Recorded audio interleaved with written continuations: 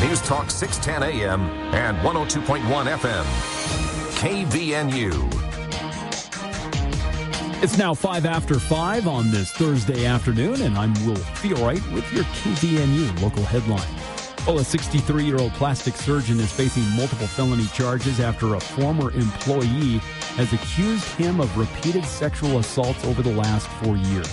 Jed Reed Bindrup was charged earlier this month with multiple felonies. Now, according to charging documents, the woman reported the abuse began back in September of 2020 when Bindrup allegedly had grabbed her at a trailhead.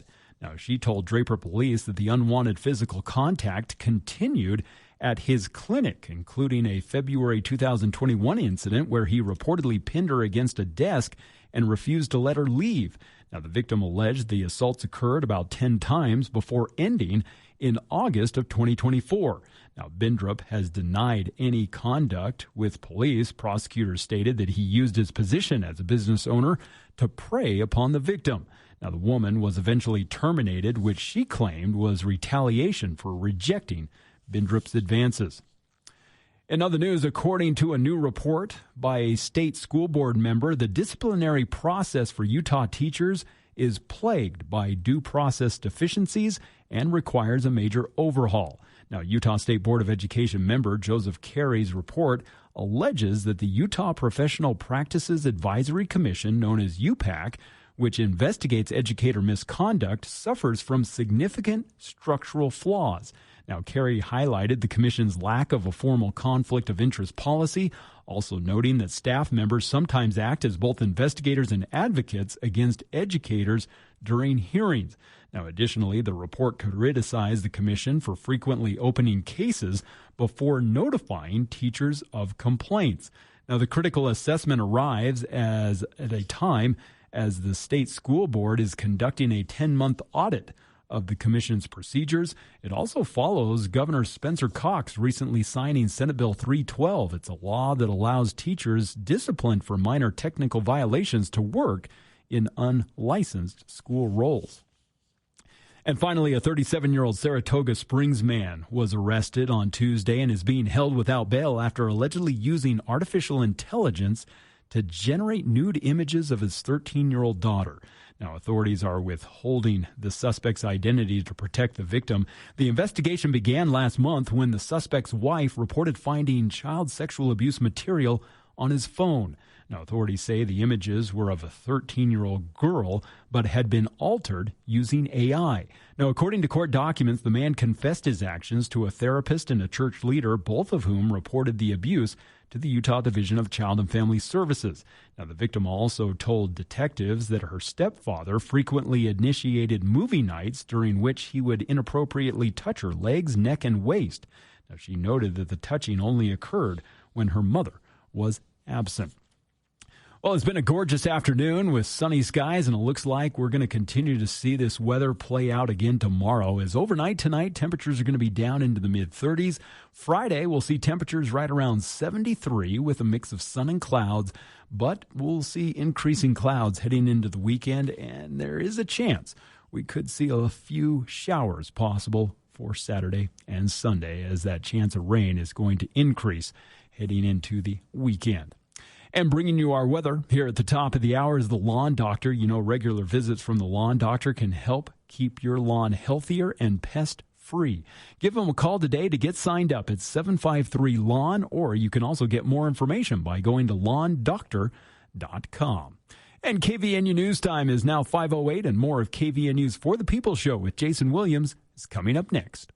This is Matt Robbins with Quality First Insurance, and we are now Alera Group. This is great news for you. Now you have more choices and strength of a top national broker in your corner with our local personal service. Every situation is unique. Now we can tailor coverages from deductibles and limits to risk management, so it fits you even better.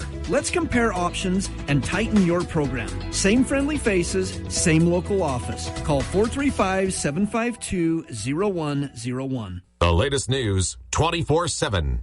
News Talk KVNU 610 AM and 102.1 FM. Today's hearing aid technology can improve not only your life, but the lives of the people who care about you. Once again, you'll be able to hear the reason for their laughter and understand conversations. Dr. Paul Danes will customize a hearing improvement program to meet your unique requirements, whatever they are. Call Dr. Danes for an appointment at 753-HERE and let him show you how. Bring back what you've been missing. Bring back Cache Valley Hearing and Audiology. I'm Chris Danes, and I'm running for Cache County Attorney. First, I want to say thank you. As I've met and talked with many new friends, I've been heartened to know that you are good and decent people who want peace and happiness for yourselves, your families, and your community. I'm confident that with your goodwill, constitutional loyalty, and inspired leadership, whatever challenges we face as a county can be overcome. This ad paid for by Chris Danes for Cache County Attorney. With the arrival of spring, Cache Stormwater Coalition wants to remind us all of 5 simple things we can do to improve our local water source. Pick up and dispose of pet waste. Sweep up and remove loose grass clippings or leaves from sidewalks and hard surfaces. Sweep fertilizers or other lawn chemicals back onto the grassy areas. Wash equipment or vehicles on the grass or at your favorite local professional car wash. And properly dispose of used automotive fluids or dry up and clean up any spills or leaks. We can all make a difference if we do our part. Brought to you by the Cache Stormwater Coalition. Finding comfort outdoors by upgrading your landscape is easy with the creative touch of Canyon Landscaping. Imagine beautifully designed planting beds, an outdoor patio with landscape lighting to help you relax, entertain, and enjoy your home. Your project designed around your lifestyle and professionally installed, on budget and on time. See their work at canyonlandscaping.com or call 752-3838 to get started right away. Canyon Landscaping. Look for the leaf.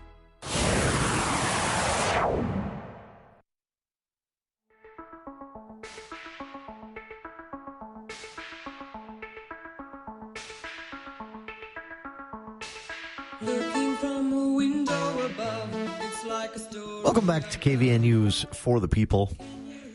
Hour 2 of today's show. 68 degrees here at the Radio Ranch at 5:11 in the afternoon. Thank you for joining us. Thanks again to Vanessa Ballum for stopping by. Spent the full first hour with us for the People Theater Hour. And as you can see, a lot to talk about. Charlie and the Chocolate Factory opening tomorrow night up at the Morgan Theater. Tickets, again, dirt cheap from $10 to $20. And it is rated G, movie equivalent, so safe for the kids. And they've put together a unique version of this, stage-wise and more, we learned from Vanessa. So appreciate her stopping by to do that. But I promised Charlie had asked for 5 minutes at the end of the show to announce another event that his wife is involved in. And then we talked all the way to the top of the hour. So I promised him I'd make this announcement as we started hour 1. I've got some other announcements about some of the political events, campaign events happening as well here in the Valley. This is an opportunity to get out and test your wits. This is called Wild About Utah Trivia Night, and it's being hosted by Utah Public Radio at the Cache Bar, Tuesday the 14th, so next Tuesday. Doors open at 6 p.m. Trivia starts at 7. Tickets are $30, and that does include the trivia plus a buffet-style pasta dinner, and then they have prizes for the winners as well. And this is part of some of the fun events that are organized to support the College of Arts and Sciences at Utah State University and their public radio project there. So, again, Wild About Utah Trivia Night at the Cache Bar next Tuesday. Doors open at 6. Trivia starts at 7. And you can get your tickets at upr.org. Charlie, there you go. I made your announcement for you. He said he was going to be in trouble with his wife if he didn't make that announcement. So I made it for him. Also, a quick announcement as well on the campaign front. We're trying to keep listeners abreast of this stuff because there has been a lot. And the conventions are coming up. County convention, of course, this Saturday. State convention just shortly after that. And we do have in the uppermost, made myself laugh there, the northernmost congressional district, UT2. it is, I think, I'm trying to remember the last time. It's been at least 2 cycles since we had well, it's not a primary yet. Odds are it probably goes to a primary. I don't know, maybe not. It depends on how delegates vote at the state convention. But either way, it's been a while since it's been this active here in northern Utah. The events are stacking up. So if you're looking to get out and meet, the reason I point this out is even if they're campaigning to delegates ahead of the state convention or campaigning to, rank and file registered Republican voters in a balloted primary, which would play out until end of June.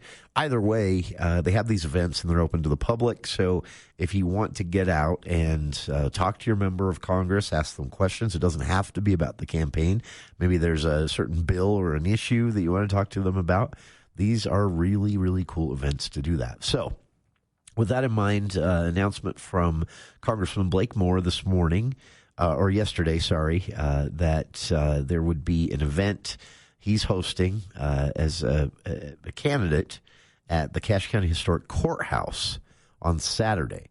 And I have to say this, hats off to him for this. I've seen a lot from candidates in other areas, not here in Cache Valley. And some of the times, that their events are scheduled for, I'm thinking, do you not want people to show up? Congressman Moore and his campaign team smartly have scheduled this event to not start until 12:30. Saturday. So 12:30 noon 30, not AM, 12:30 to 2 at the Cache County Historic Courthouse. Now, I have been told that the 2 o'clock is a hard stop time for that event. Usually it's pretty open-ended. So you go in, everybody's kind of hobnobbing, talking, asking questions, and it's all very informal. This event is preceding a similar event they have planned in Rich County. So they actually have to get out of the Cache County Historic Courthouse right at 2, his team has told me. But between 12:30 and 2 on Saturday. Think about the location and the timing. You can get over to the Farmers Market Square and make your way at 12:30 to the Congressman Blake Moore meet and greet. This is a town hall style meet and greet, meaning, again, it's informal and any question is fair game. Whether you're a delegate, even if you're not a registered Republican who might be able to vote in a primary, if it goes to a primary, this is an opportunity for you to get out. Anyone is invited and ask questions of your member of Congress. So, again, Congressman Blake Moore at the historic Cache County Courthouse this Saturday, 12:30 to 2.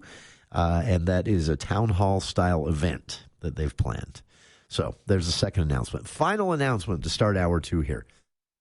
We talked with Mayor Anderson, Logan City Mayor Mark Anderson, about this when he was with us last month for the Speak to the Mayor or earlier this month for the Speak to the Mayor segment. He mentioned that they were going to be soon announcing a list of speakers for a America 250 lecture series, and that announcement is out. In fact, they have chosen a location for this. These events will take place throughout the year at the Logan Library, and this is, again, part of Logan City joining in with the state, joining in with the federal government in celebrating 250 years since the founding of the United States in 1776. And so the Logan Library, working with the city at large and USU's Institute of Government and Politics, have put together the America 250 lecture series for this year. This will be a monthly series, and it will explore everything from politics to social and cultural development in the United States over the centuries. And these will be held the third Saturday of each month at 4 p.m. in the Logan Library Community Room. And here is a list. This is actually starting 1 week from this Saturday, April 18th. So starting things off, some of these topics sound fascinating. So starting things off on the 18th with the first of these America 250 lecture series events at the Logan Library. Again, the third Saturday each month at 4 o'clock. April 18th, Kyle T. Balthuis will be presenting on the topic of how revolutionary was the revolution, ? Now, I've seen a little bit of Kyle's work on this, and it's pretty fascinating, actually. It'll challenge some of your conventional wisdom about the history of the Revolutionary War, but not the way you think. You'll actually walk away from this realizing that it was a much bolder move than even the history books have painted it. So it's a fascinating look through time, literally, on what it was exactly that they were up against and the risks they took. May 16th, the second lecture series event, the third Saturday each month at 4 o'clock throughout the year here. May 16th, Devin Stahl will present alongside Tyler Gibb and a few others on the topic. This is one I'm not going to miss. The lecture is titled Inked by Faith, Blood Type Tattoos, Cold War Preparedness and Community Memory in Cache Valley in the early 1950s. This is not a widespread practice anywhere in the world anymore, but there was a time when blood types, a mark, meaning you'd had the polio vaccine, you would get these little tattoos, tiny, almost difficult to see unless someone pointed them out. But it was a really common practice, and it tied in with some of the Cold War panic, if you will, and preparedness efforts that predated, ran throughout, and postdated World War II. So Inked by Faith, Blood Type Tattoos, Cold War Preparedness and Community Memory in Cache Valley in the early 1950s. That's May 16th. June 20th, Mark Damon will present on American English. It is different than British English. It's even different from English in the books and the way it's taught in high schools. So that should be interesting. July 18th, Rebecca Anderson, The Other 1776, Dominguez Escalante, and the Mapping of Utah. If you're not familiar with this story, it is actually a more exciting story than the Lewis and Clark story, in my opinion. I don't know why it gets less attention than Lewis and Clark. Maybe it was just because Lewis and Clark went further. But these folks took bigger risks. And it was something that took a really long time. So The Other 1776, Dominguez Escalante, and the Mapping of Utah. That's July 18th, presenter Rebecca Anderson. On August 15th, Patrick Mason will present The Fourth American Revolution, How to Create a More Perfect Union Out of Our Current Polarized Politics. On September 19th, Daniel Stewart. Daniel Stewart will present The Lure and Lore of the West. Now, on October 17th, the third Saturday in October, they have left this open, and I can't tell you why, but I can tell you exactly who, I guess. I can't tell you who, but I can tell you why. The event on October 17th is to be determined, and that's because there is a specific speaker they're trying to get, and this is a pretty big name, not just in Utah, and they're waiting for confirmation on that. November 21st event is confirmed. Brenda Lee will present The War That Came to Campus, Utah State University during World War I. That will be the November 21st America 250 Lecture Series event at the Logan Library. And then they have a final event planned on December 19th, also to be determined, working out the details on that. But I'm told that will probably be a larger event that may even take place outside of the library. So there you have it. There's the lecture series. Mayor Anderson mentioned these when he was with us a couple of weeks ago here on the show, and they've officially announced the lineup. This is part of Logan City, teaming up with the Logan Library and Utah State University's Institute of Government and Politics, putting together April to December lecture series events at the Logan Library, the third Saturday of each month at 4 p.m. in the Logan Library community rooms. These are open to anyone in the Valley, not just Logan residents, and you can see the full lineup on the Logan Library's website, which is library.loganutah.org. And there you have it. I got all the announcements in. So stick around. More of KVNU's For the People and reaction from the State Republican Party Chair Rob Axson after news yesterday that the ballot initiative failed in a second Senate district. We'll talk about what he had to say in response right after this. News Talk 610 AM 102.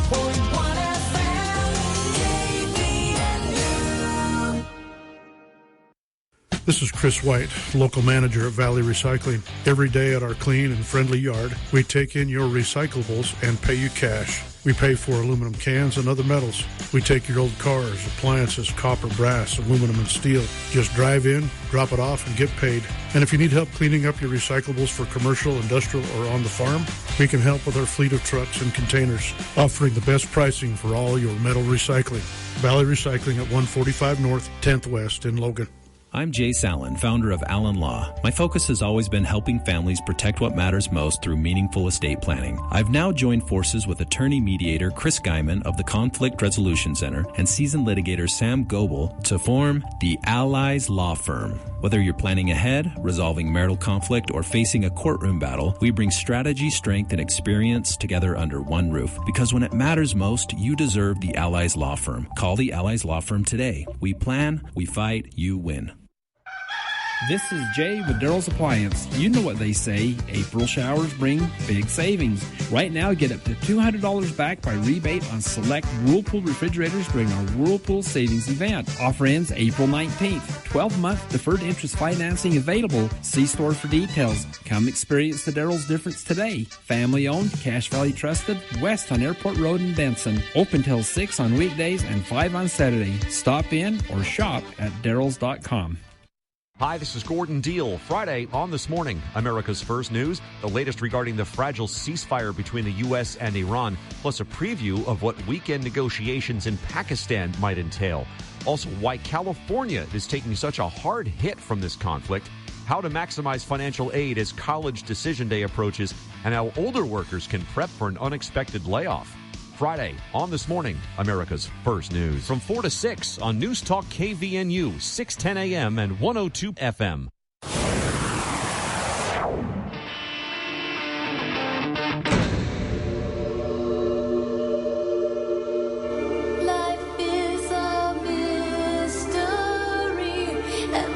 Welcome back to KVNU's For the People.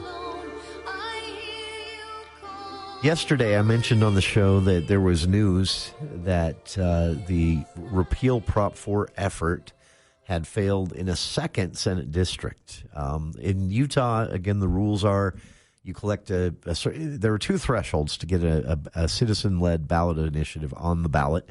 The first threshold is a number of signatures statewide. They had about 60,000 more signatures than they needed when Utah Republican Party Chair Rob Axson and the Repeal Prop 4 team turned the signatures in by the deadline a month ago. And then opponents have until April 23rd to convince people who signed to change their mind, remove their signature. This is the same process that actually took down Count My Vote 2. This was often forgotten, but backers of the original Count My Vote felt the legislature was not holding to the agreement made when they compromised their initiative way back in 2014, leading to Senate Bill 54 and the dual routes to the ballot here in Utah, convention system and or gathering signatures to be on the ballot for any qualified political party in the state. Count My Vote backers at the time felt the legislature was violating their agreement that led to Senate Bill 54, the compromise between the two parties. And so they launched their initiative again. They collected enough signatures, they turned them in, they qualified, and then in the 35-day removal process, the ballot initiative failed. So this isn't a first, but Prop 4 stands out a little bit to me. I mentioned this yesterday on the show. They had $4.3 million. And ironically, this was out-of-state money. That's one of the criticisms that Chair Axson and others have lobbed at Proposition 4, approved by voters in 2018. They say, with enough money, you can just buy something onto the ballot. Well, yeah, true. But you then have to convince Utahns to vote for it on the ballot, which is a lot harder to do, even if you have a lot of money. But getting on the ballot, sure, you can buy it.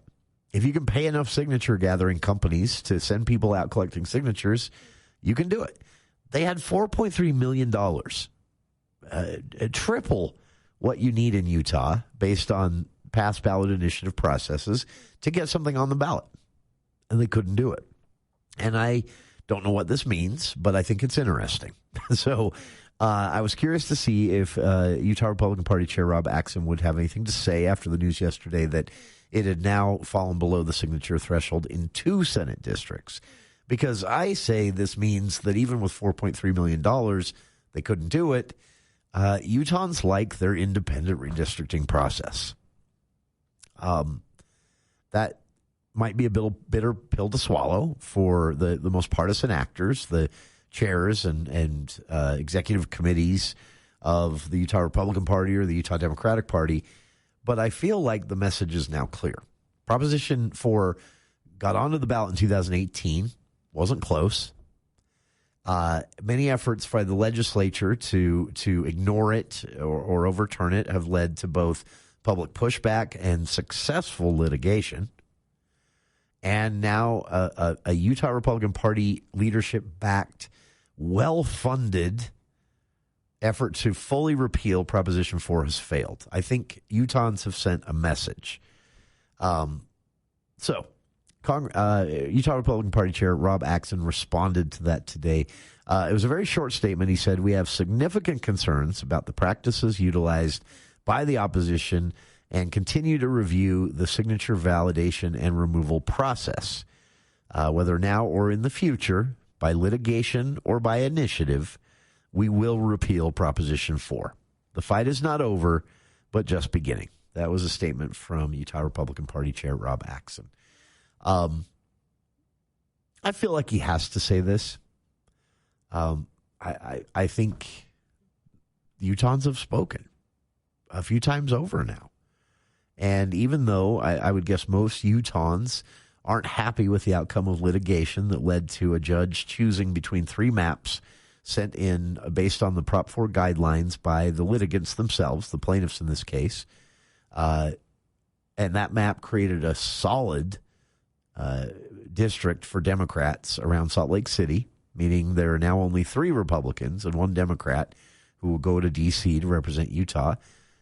I'm guessing that most Republican voters in the state are not thrilled with that outcome, but I think they still have sent a message, probably 3rd or 4th time now, that they like an independent redistricting process. They like there being at least some barrier to elected officials being able to just choose their boundaries to ensure their own reelection, or for a party to be able to choose the boundaries through the legislative process to guarantee they stay in a majority.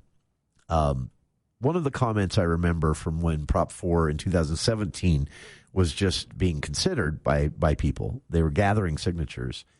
I remember speaking with an individual here in Cache Valley, here on the show, who called in and said that he was a supporter of Prop 4, lifelong Republican, very conservative gentleman, was a supporter of Prop 4 because he realizes that even though it might not even be in his lifetime, Republicans won't always be in charge here in Utah. One day, you might see the Democratic Party gaining enough ground that they have even a majority in the legislature. And he said, that's what made me realize that we should have these rules that say you can't gerrymander your political districts to benefit your party or your own reelection. That's not what it's supposed to be about. It's about something far more important, which is trying your best to give people representation, to keep like communities together, to draw boundaries that don't divide cities and communities, at least where avoidable, or without good reason, geographic reason or something like that. That's what this process every 10 years is supposed to consider. The legislature, at least the 3 processes I remember, have forgotten that. Wall Street Journal once called Utah's political boundary drawing process the, quote, most gerrymandered map in the nation after the 2000 redistricting. 2010, not much better. 2020, awful. This is not what it's supposed to be about, and I think Utahns recognize that. Regardless of which party you align with, which political ideology you would call yourself if asked, I think Utahns have sent the message now a few times over that a little independence here from either of the major political parties who have their own very different concerns when it comes to redistricting is appropriate. So, chair of the party says, again, the fight is not over. I think the fight is maybe over. We'll see, though. Check it out. I've linked to his comments, a statement from the party posted last night on our Facebook page, and we'll be back with more of For the People right after this.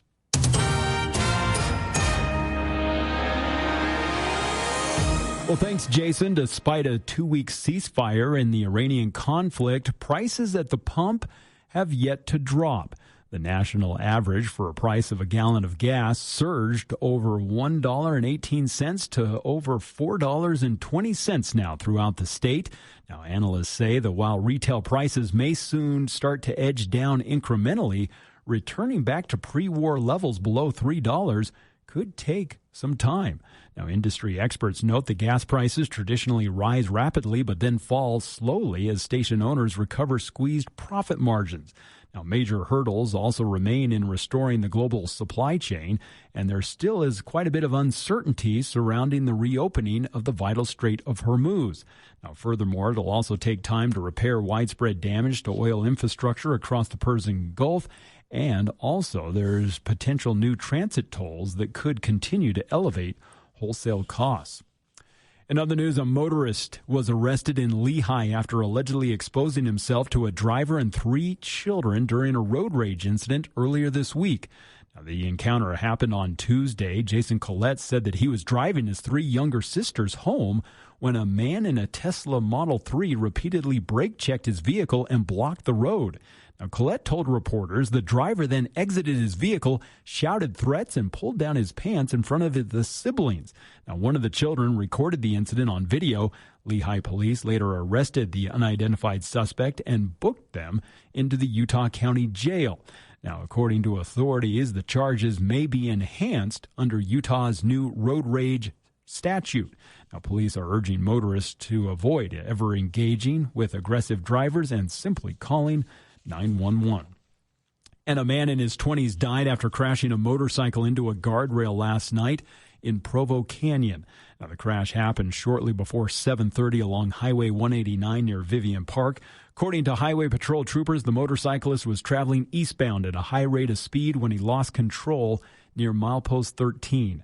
Now, he struck the center median and then was thrown from his bike into the westbound lanes. A medical helicopter was initially dispatched but was later canceled when the rider was pronounced dead at the scene. Authorities have not yet released his identity pending notification of family. Well, it's been a gorgeous afternoon as we've enjoyed sunshine with temperatures in the low 70s, and now tonight, overnight temps will drop into the low 40s to high 30s, and we'll see increasing clouds tomorrow and into the weekend. As Friday, temperatures are going to be right around 73, but then a chance of some rain coming for Saturday and Sunday. And weather brought to you by this hour, the Allies Law Firm. When it matters most, you deserve the Allies Law Firm. They'll plan, they'll fight, and you'll win. It's the Allies Law Firm that brings you our weather here at the bottom of the hour. And I'm Will Feelwright with your Thursday afternoon news headlines. ABC News, I'm Michelle Franzen. The ceasefire between the U.S. and Iran holding, but the Trump administration has described it as fragile. One big issue, whether Lebanon was part of the ceasefire, appears to be resolved. Israel now says it will hold direct talks with Lebanon. It leads up to peace negotiations between the U.S. and Iran. ABC's Mary Bruce says the flow of tankers through the Strait of Hormuz will be at the center. Talks are set to begin this weekend in Pakistan, but huge questions remain, including who will ultimately control the strait. Before the war, ships could pass through free of charge. Now the president is suggesting the U.S. and Iran could work together to collect tolls, potentially giving Iran more power over the global economy. A new Commerce Department report showing the U.S. economy grew only 0.5% in the last quarter. Those figures do not include the impact from the war. The husband of the Michigan woman who disappeared in the Bahamas while boating has been arrested by Bahamian authorities, but not charged. This is ABC News. Spring is when everything starts to bloom again, including our confidence. At Bell Sculpt, we help women and men explore body contouring procedures designed around their goals. And for moms who have spent years putting everyone else first, sometimes the best thing you can do is take a moment for yourself. At Bell, your consultation's completely free. It's zero pressure, just options. You can ask questions, explore what's possible, and see what feels right for you. This spring, it's your time to bloom with Bell. Schedule your free consultation today at bellsculpt.fm. Hi, everyone. everyone, it's Congressman Blake Moore here. Representing Utah's priorities in Congress and providing top-notch constituent service is at the heart of everything Team Moore does. We've had great success helping Utahns with expedited passports, visa processing, veterans benefits, immigration petitions, retirement issues, tax returns, and much more. If you need help navigating a federal agency, including the IRS, Social Security, the VA, Immigration Services, or Medicare, please give my office a call at 801-625-0107. That's 801-625-0107. We're also happy to help coordinate any U.S. Capitol tours, take your comments, and provide legislative updates at any time. I also want to invite you to sign up for my weekly e-newsletter. This is our most popular form of communication with constituents, and each week I share a personal takeaway, legislative updates, recent meetings, a member spotlight, upcoming events, and much more. Sign up today at blakemore.house.gov. It is an honor to serve you and your family in Congress. Thank you. Paid for by official funds authorized by the House of Representatives. Are you a country music fan? Rock, pop, hip-hop? The kind of music that gets you moving. If so, you're going to love this year's Cache Valley Cruise in concert, featuring rising country music star Cooper Allen.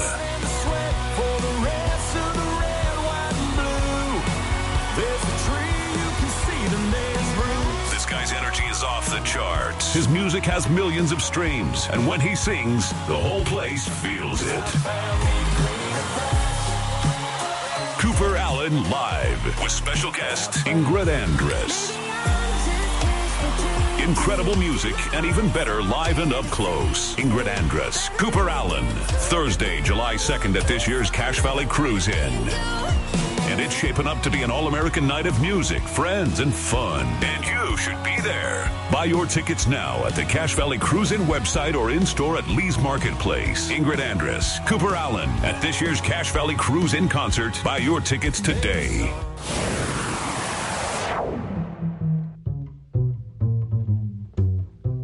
The sweet, sweet memories you gave me. You can't beat the memories you gave. Welcome back to KVN News for the People. We're a day late on this due to some scheduling yesterday, trying to make room for our guest, who we had to move from hour 1 to hour 2. So, but I wanted to make sure it was part of your week. Every Tuesday, usually, our listeners get a sneak preview of Sutherland Institute's Defending Ideas before it's officially in total made available. So by now you can actually see and watch the full episode at sutherlandinstitute.org or defendingideas.org. Sutherland Institute, a conservative think tank based in Salt Lake City in the business of influencing public policy and the public where possible here in Utah, promoting certain ideas and agendas that align with what they think would be best for Utah. They've been longtime friends of the show, and one of my favorite things about them, whether I agree or disagree, becomes almost an afterthought because they are starting conversations. They are making people think. They are hosting events where they put a bunch of different minds together in the same room, and then years ago they had an event where they brought in some of the most hardline conservative Republican lawmakers in the state legislature, and some of the most left-leaning, amnesty-oriented Democrats in the state legislature. And they put them all in the same room and invited the public to come and sit with them. And then they made them all listen to data from the University of Utah, from other organizations around the country on immigration, and then asked them all to talk about it. It was fascinating to watch. So I'm always happy to spotlight them here on the show. This week, they're going above and beyond because this is so timely. And they're tackling a really difficult topic, which is often referred to as our political polarization, which I don't really think is a great way to describe it, because if you look at polling in America, we're not really polarized. We're toxic. We're not polarized. On issues, people still come together. But on whether or not we trust each other, want to be around each other in politics, it's looking pretty ugly. So what can you do about that? This week, Sutherland Institute's Nick Dunn for Defending Ideas sits down with a man named Josh Bandock, author of How to Get What You Want, Mastering the Art and Science of Persuasion, a soon-to-be-published book.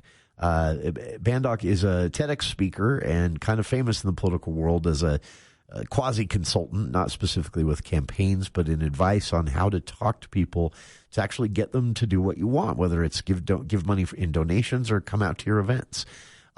Fascinating conversation. Here is not so much a sneak preview any longer, a day late, but still a teaser of this week's episode of Sutherland Institute's Defending Ideas. Called How to Get What You Want, Mastering the Art and Science of Persuasion.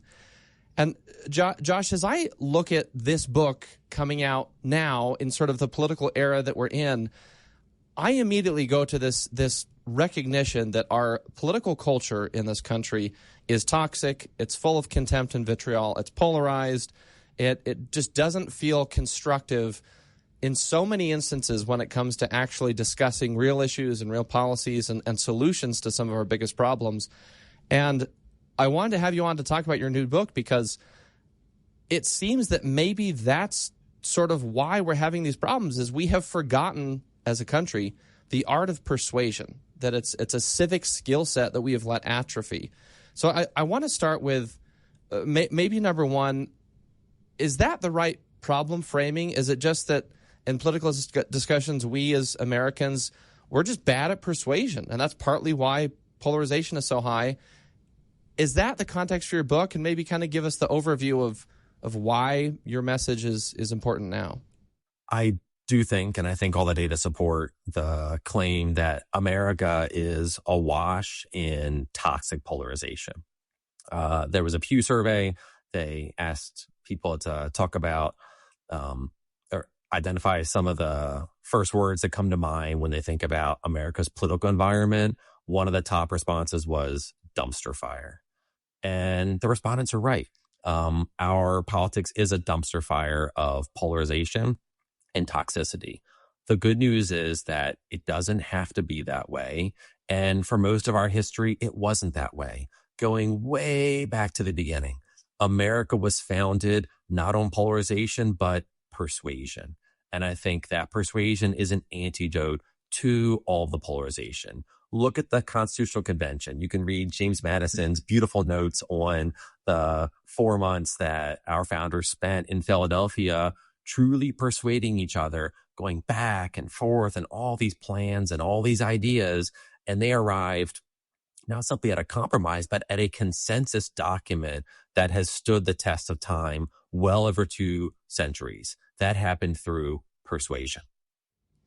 Josh, there's 2 quick excerpts from your book that I want to read. And again, we'll include the link in the show notes to the new book. And then I encourage everyone to go out and buy a copy and read it. Because if for folks out there listening, if you're like me, I think you recognize everything that you just said, Josh, and what we're saying, that we don't persuade anymore. We just yell at each other and think somehow that's going to work. And there are a few things I love so much as robust policy debate and discussion. But we can't get to that if we're just yelling at each other with contempt. And so there's 2 passages of your book that I think illustrate this point that I want to ask you to expand on. You write that in political discussions, it's now normal to dismiss people who don't think like us as crazy, stupid, evil, or all of the above. You also write, constructive conversation, let alone agreement and persuasion, feels impossible. I want to ask briefly, can you diagnose a little further? Why is that? Why does constructive conversation feel so impossible, and persuasion especially? Yeah, so I think to start that, it's helpful to understand what persuasion is and what it isn't. And I think by starting with what it isn't, we'll see how we've kind of started to go astray. I think there are a lot of reasons for it. There are 3 misunderstandings of persuasion that I think permeate our politics in particular, and our policy work, and just interactions with others. The first is that persuasion is about winning. And Nick, if I win against you, what does that make you? That makes me a loser. A loser? When I make you feel like a loser, do you want to work with me? Not at all. No, 0. And so persuasion can't be about winning. We think that it's about convincing people to think like us. And the Latin root of the word convince actually means to vanquish or to conquer. And conquest is barbaric. It's not persuasive. And We think, especially those of us in the policy space, and look, I mean, I love policy work, and I love data and all that stuff, and logic and reason, and this is the reality of the human brain. We might dive into this more later, but if not, I just want to get it up front now. This is what all the neuroscience and all the psychology says. It's that we feel first, then reason. This is really important because when we try to beat people over the head with our logic, it's super counterproductive and doesn't align with how our brains work. So that approach is actually illogical. And I think that approach permeates a lot of the policy work that we do. So if that's not what persuasion is, what is it? Well, I think that persuasion is shared action. It's shared because it's something that we voluntarily do with others. And it's action because it's about getting things done. And that's totally different from trying to make someone a loser and conquer them and to beat them over the head with your logic. And I think that it's become even easier to embrace those misconceptions of persuasion when you have social media, when people are their own individual platforms, where you get lauded by folks who think just like you for saying those negative things that feel really good. And all they do is burn bridges and make it hard, if not impossible, to work with others constructively. Josh, I want to expand on that a little bit because I see that all the time I think, again, we all do, right? In our political discussions on the national level, of course, if you look at national news coverage, if you look at social media, and then even in just our own interactions together as people, if we're posting something online, or if we're having a conversation with somebody, if I were to try and diagnose part of the problem and tell me if this is wrong or if it needs refinement, it seems that far too many Americans kind of don't actually want to or care about persuading the other side. They just want to beat the other side. Say that, well, I need to say the right thing to sort of destroy my opponent so they can just go away. And then once they are gone, then me and everyone else who agrees with me can then do all the good things we want. Is that the right sort of framing of the part of the problem of the political culture in this country today? And why is that wrong? Really big picture, it depends what your goal is. And I think we might come back to this later if opportunity presents itself. In our personal and professional lives throughout every single day, we're faced with a decision. Do I want to be right or do I want to make a difference?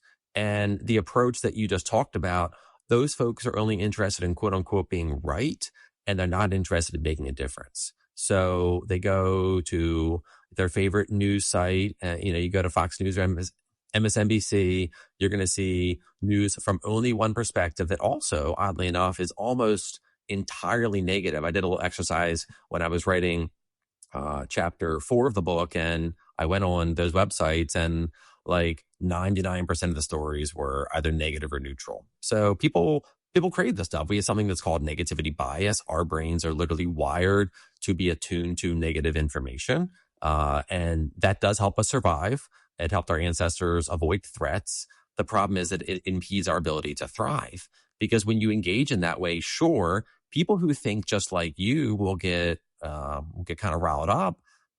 Look, I don't even agree with everything that I did yesterday. So if I don't agree with myself all the time, how can I agree with anybody else all the time?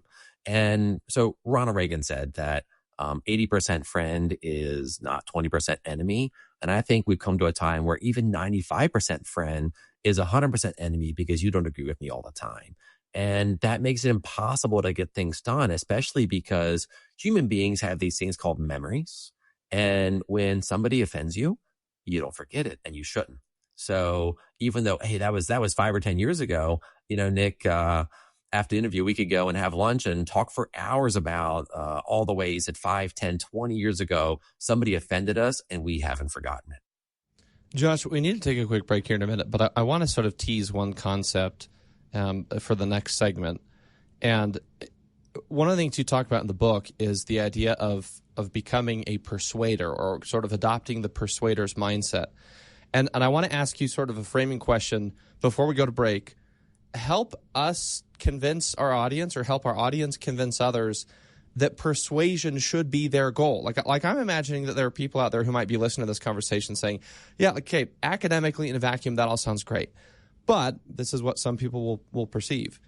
the other side is so angry, so belligerent, so wrong, so misguided, so immoral or amoral. I mean, go down the list of whatever descriptor they would use to describe whatever the other side means on a particular issue, on a particular party or ideology.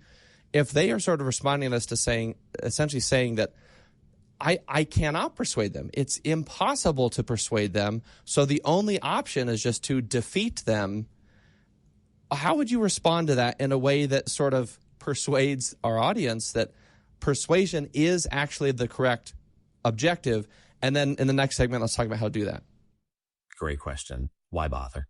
So the difference between having a good idea and having others embrace that good idea is persuasion.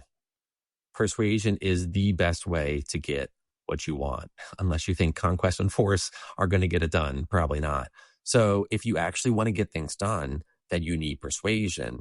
You talked about the persuader's mindset and the crusader's mindset. The persuader's mindset is that it's about them, not you. And so you need to put them first, and we can dive into that a little bit more if you'd like. The persuader's mindset is about making a difference. And you make a difference by putting them first and working within the contours of your audience's reality and using that to get what you want. And you do so authentically. The crusader's mindset, which, to listeners, I'll openly and happily credit you for really helping me craft that term, is just great. And I was really stuck on that one. And you said, how about this? So credit to Nick Dunn here on this one. The crusader's mindset, that's only about being right. Again, that's just a snippet of Josh Bandock's interview with Nick Dunn of the Sutherland Institute on what we can do about our toxic political culture. The book coming out again soon, How to Get What You Want, Mastering the Art and Science of Persuasion by Josh Bandock, is available for pre-order. Thanks to Nick and crew for sending these along to us each week. And you can now watch the full episode at defendingideas.org and find out more about Sutherland Institute and everything they do, not just these episodes each week, on their video channel at sutherlandinstitute.org. And we'll be back with more of For the People right after this. Tired of that patch of dirt you call a patio? Ready to impress the neighbors and your in-laws? Introducing you, the Weekend Warrior. Thanks to Cast-A-Light Tile and Masonry. With easy-to-install outdoor pavers and expert advice, you'll go from I have no idea what I'm doing to check out my backyard oasis in no time. They'll teach you how to do it right without the head-scratching or YouTube rabbit holes. Cast-A-Light, go where the pros go. And now, where you go too. I'm Chris Daines, and I'm running for Cache County Attorney. First, I want to say thank you. As I've met and talked with many new friends, I've been heartened to know that you are good and decent people who want peace and happiness for yourselves, your families, and your community. I'm confident that with your goodwill, constitutional loyalty, and inspired leadership, whatever challenges we face as a county can be overcome. This ad paid for by Chris Daines for Cache County Attorney. If your dryer vent sounds more like a birdhouse than an appliance, you've got a problem and some unexpected tenants. John at the Duct Hunter says birds, critters, and lint gunk can block airflow, roast your dryer motor, and start turning laundry day into a hot mess. Don't let your vent become a wildlife resort. Call the Duct Hunter at 435-770-4813 and send those freeloaders packing. Gently. We'll clear the way so your dryer can breathe easy again. Laundry's tough enough without the bird drama. Do you have a fireplace or stove that isn't working right? Why wait until next winter to get it fixed? Get ahead of the game and get your fireplace or stove serviced now by Advanced Fireplace and Stove. They service everything from Quadra-Fire pellet stoves to heat and glow fireplaces. Get a 20% discount on your next service and labor when you mention this ad. Call 752-7272 or go to advancedfireplaceandstove.com. Advanced Fireplace and Stove, where comfort is their business.